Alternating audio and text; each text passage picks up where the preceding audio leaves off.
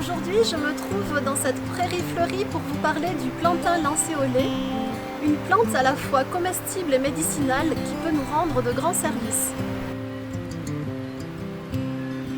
Le plantain lancéolé, on le reconnaît à la forme de sa feuille allongée, en forme de lance, et à ses 5 nervures longitudinales, presque parallèles.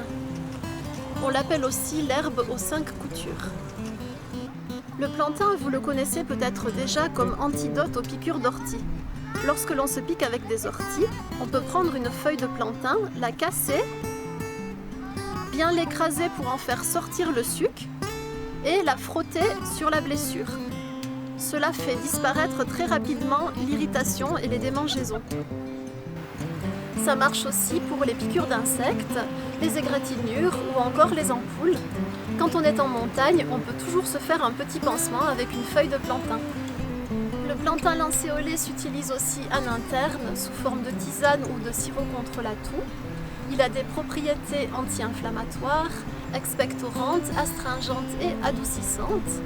C'est aussi un excellent anti-allergique, par exemple contre le rhume des foins. Et ce n'est pas tout, c'est aussi une très bonne plante comestible. On peut manger les jeunes feuilles crues en salade. Quand elles deviennent plus coriaces, on peut encore les cuire comme un légume. Mais aujourd'hui, c'est aux boutons floraux que nous allons nous intéresser, car ils ont un délicieux goût de champignon. Pour réaliser une tartinade de plantain lancéolé, il vous faut une poignée de boutons floraux de plantain. Ici, j'ai mélangé plusieurs espèces de plantain comestibles, le lancéolé mais aussi le plantain moyen, un fromage de brebis frais et une pincée de sel.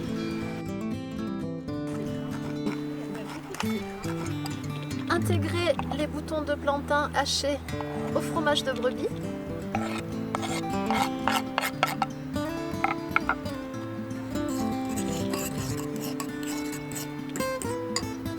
Salez.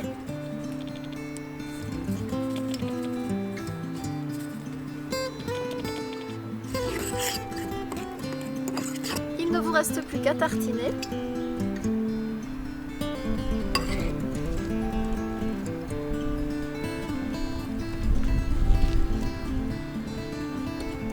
Et voilà, bon appétit!